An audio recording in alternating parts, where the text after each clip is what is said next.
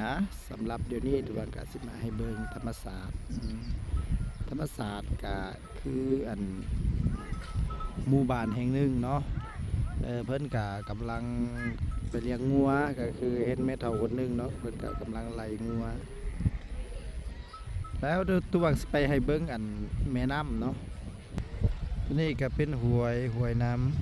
ำห้วยน้ำนี่ก็เป็นห้วยน้ำที่ใสสะอาดงามอันซึ่งห้วยน้ำนี่จะไหลผ่านบ้านหมู่บ้านเขาตลอดปีเลยจะบ่ได้มีอันระยะเวลาที่ว่ามันแห้งอะนะเนาะแล้วก็บ่เคยมีอันน้ำท่วมอีกเป็น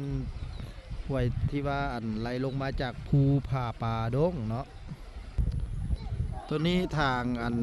บ้านเขาจะเอิ้นว่าเป็นดอกจานแดงดอกจานแดงแต่ก็บ่ฮู้ว่าทางบ้านพวกเจ้าสิเอิ้นว่าแนวใดเนาะดอกไม้อันสีแดงตัวนี้นะเขาจะเอิ้นว่าดอกจานแดง